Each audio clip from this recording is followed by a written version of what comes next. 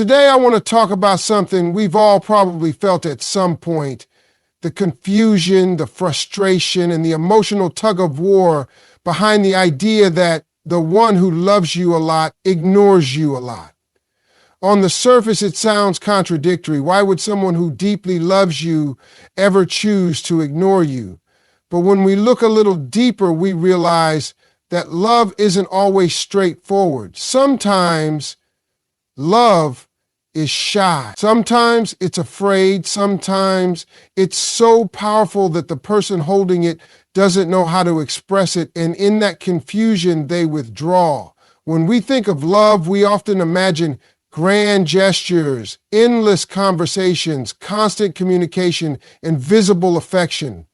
We're conditioned by movies, music, and social media to believe that love should always be loud, bold declarations, daily check-ins, and public affirmations. But the truth is, some of the deepest love lives quietly. For some people, love doesn't scream, it whispers. It doesn't always show up in frequent messages or dramatic gestures. Instead, it exists in the quiet glances, the subtle concern, the acts of service, and the silent sacrifices that often go unnoticed. These are the people who might not say, "I love you" every day, but they think of you in the middle of theirs. They might not text you constantly, but they remember the little things you said weeks ago. Their love is not measured by volume, but by intention. There are also those who have been shaped by experiences, people who have learned to be cautious with their emotions. Maybe they were hurt before. Maybe love for them is something they hold close, something they protect. So they love you in quiet ways, behind the scenes. They may not always say how much they care, but you'll see it in how they listen to you when you speak, in how they remember your favorites, or in how they defend you when you're not around. Their silence isn't always distance. Sometimes it's depth. And sometimes love is silent because it's sacred. It's not performative. It doesn't seek attention or validation. It exists in its own quiet corner of the heart, steady and sincere. Loud love might grab the spotlight, but quiet love often lasts longer. It doesn't fade when the excitement wears off. It remains consistent and calm. So when someone doesn't shout their love from the rooftops, it doesn't mean it's absent. It might just mean their love is quiet, steady, deep, and real. To love is to risk.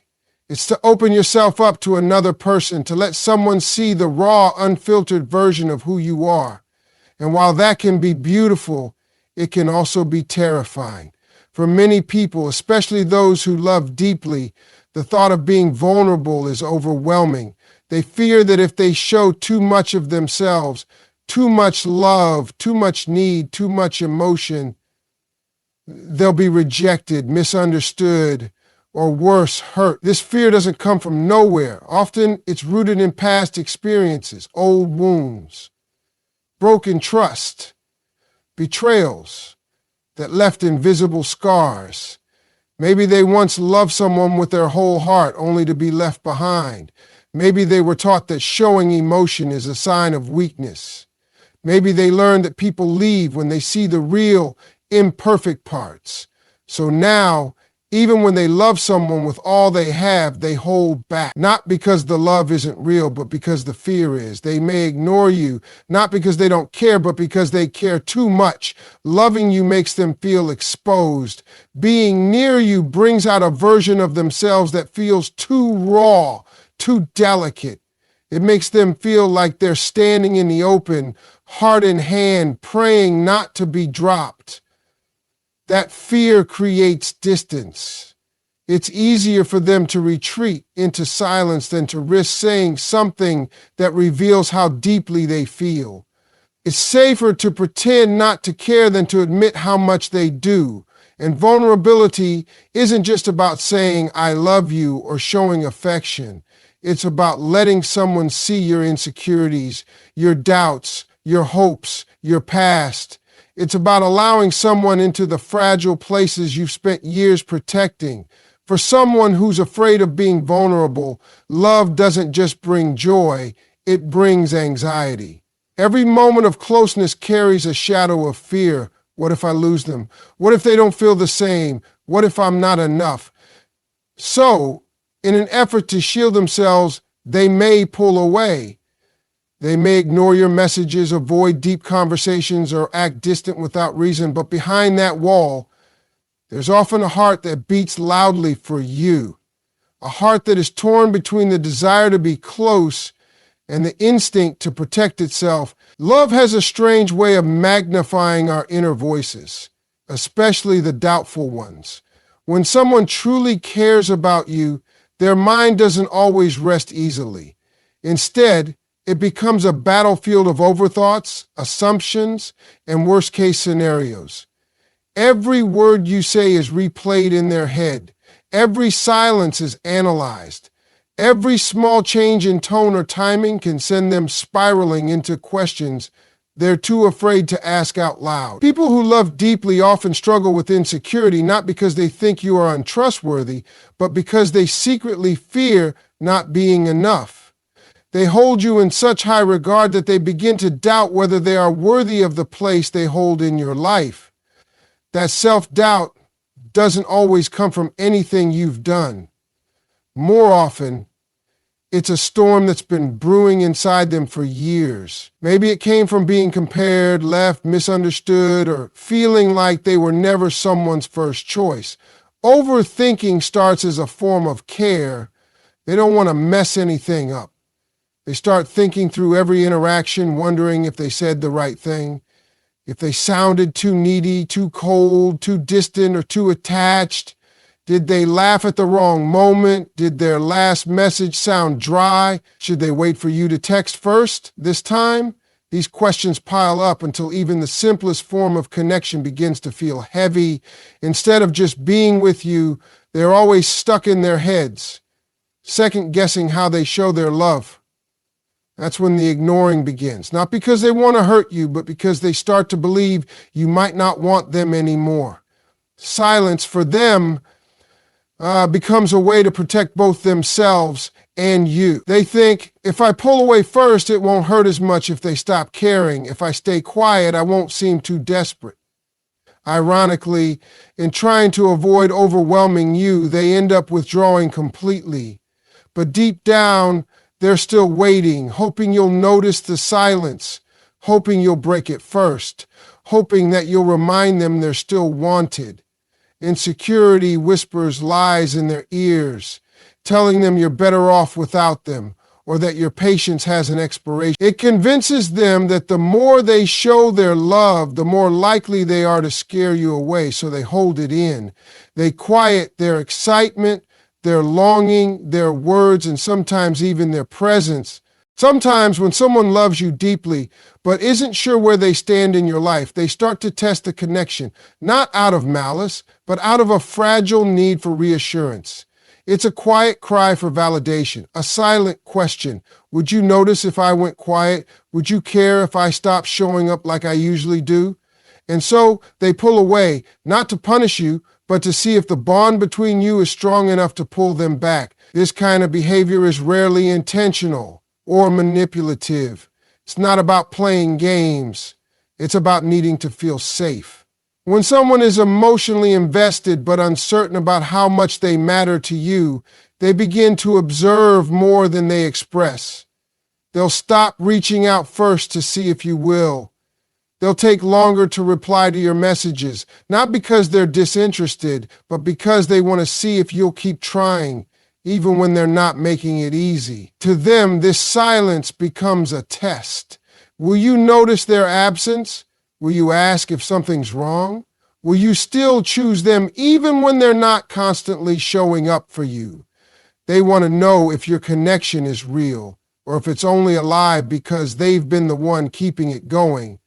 It's a fear-fueled search for proof that your care isn't convenience, proof that their presence isn't just convenience, proof that they're not the only one who feels everything so deeply. What they may not realize is that these tests are not always fair, and they can confuse the very person they love. But when insecurity meets love, it creates a storm of hesitation. They may have been in relationships before where they gave too much and received too little, where they showed up for someone who barely noticed their efforts. So now they hesitate. They want to believe in the love they feel for you, but they also want to be sure they're not alone in it. They want proof that they're seen, that they're valued. Sometimes they'll pull away just enough to see if you follow. And if you do, if you reach out, if you check in, if you notice, they feel a quiet wave of comfort. It tells them they matter. It tells them the connection is mutual. It tells them they're not loving in vain. But if their silence is met with silence, their fears begin to grow. They start believing maybe you were only there because they made it easy.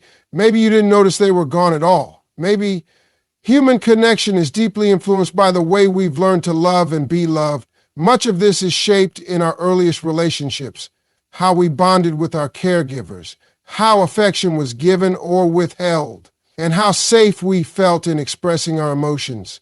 These early experiences quietly build the foundation of what psychologists call attachment styles, and they continue to echo through our adult relationships in ways we often don't even recognize. One of the most complex and misunderstood styles is the avoidant attachment style. People with this attachment pattern are often the ones who love intensely but express it inconsistently.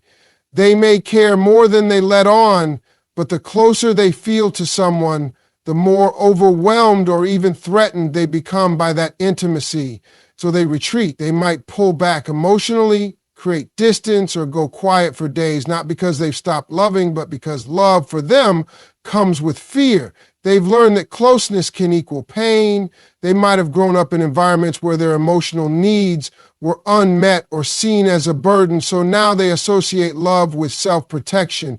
The very thing they crave, deep connection, is the thing they're most cautious about. When they begin to feel attached, their instincts tell them to slow down, to back away, to maintain control. It's not indifference, it's survival.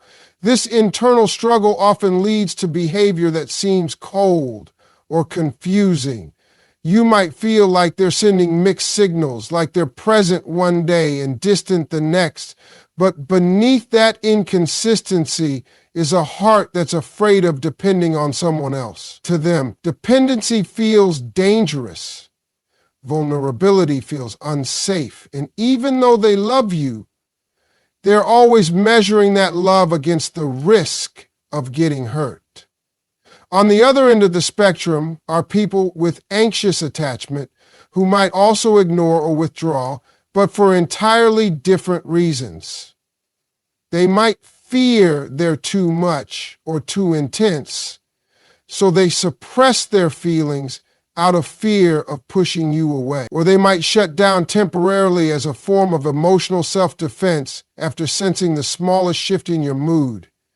It's their way of trying to gain some control in a connection that feels like it could slip through their fingers at any moment.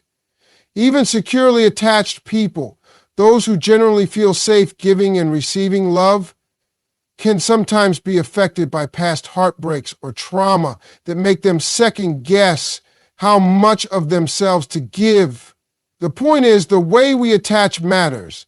It affects how we show love, how we react to intimacy, and yes, how and why we sometimes choose to ignore the very people we love most. Understanding attachment styles doesn't excuse emotional distance, but it can help explain it. It reminds us that behind silence, there is often a history. Behind distance, there is a pattern.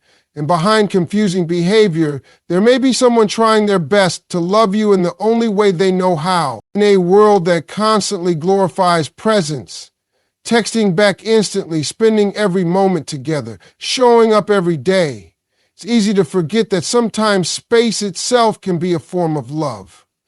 We often assume that love should always look like closeness, like constant interaction, like never letting go. But real mature love understands that sometimes the healthiest thing two people can give each other is breathing room. Love is not ownership. It's not about holding someone so tightly that they can't move, grow, or even think clearly.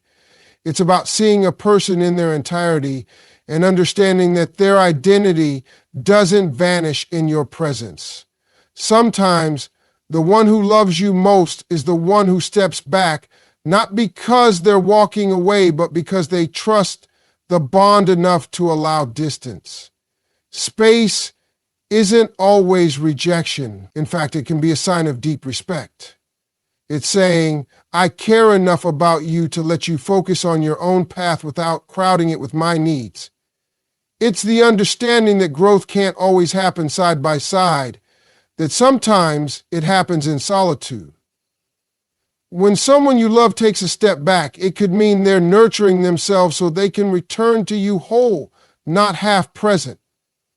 For some, giving space is a way to preserve the connection, not break it. They recognize that constant presence might lead to emotional burnout or suffocation, not because of you, but because of their own internal battles. Some people are wired to process life in silence, to recharge alone, to regain clarity through reflection. When they pull away, it might not mean they're tired of you. It might mean they're tired of everything, including themselves. In relationships, especially deep ones, emotions run high. It's easy to become entangled in each other's energies. Your moods start to mirror, your thoughts blur, your needs overlap. In those moments, stepping away doesn't mean stepping out. It can be a sacred pause, a reset, a time to recalibrate not only as individuals but as a couple, a time to ask, what do I feel when I'm on my own? Who am I without the noise? And more importantly, how do I return to you with more presence, more peace, more love? Space can also be a silent invitation for you to reflect on your own feelings. When someone you love pulls back, it gives you the chance to explore your emotional landscape without constant interaction. You get to ask yourself whether your love is rooted in connection or in attachment, whether your longing is about the person or the habit of having them near. And sometimes what you discover in that quiet is a deeper appreciation for the relationship itself. While it's true that love can be complicated, quiet, confusing, even distant at times, it should never be something that consistently feels like pain. There's a difference between someone needing space and someone making you feel like you don't matter. There's a line between occasional silence and emotional abandonment. Love, in its truest form, might not always be loud, but it should never leave you feeling invisible. We all have moments when we overthink, pull back, or struggle to express how we feel. That's human. But when the person you love consistently ignores you, when the silence becomes the norm rather than the exception, it chips away at your sense of worth. You start to question your place in their life. You begin to wonder if you're asking for too much, when really all you're craving is basic emotional presence. Attention, affection, acknowledgement. There's a certain kind of heartbreak that comes from being close to someone who makes you feel far away. It's not the heartbreak of a breakup or a fight. It's the slow, quiet ache of waiting for a reply, for affection, for them to notice your effort. It's the ache of one-sided conversations, of being in love with someone who only shows up when it's convenient or when they need something. And over time, that hurts more than absence, because you're not just missing someone, you're missing yourself inside the relationship. People who love you will sometimes get it wrong. They'll go quiet, they'll get overwhelmed, they'll make mistakes. But love should never be something that feels like punishment. It should never keep you in a state of constant guessing, where you're left decoding mixed signals or holding your breath for the smallest sign of affection. Real love might be quiet, but it also shows up. It checks in.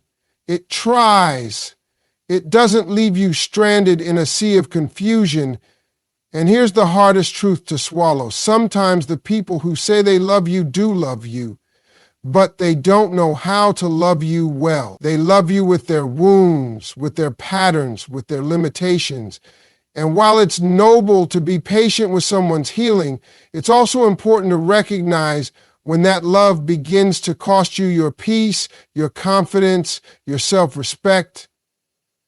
Because even if someone loves you deeply, if you're always left feeling unsure, unimportant, or emotionally starved, then the question becomes less about how much they love you and more about how they love you. Love isn't meant to be a constant emotional ache.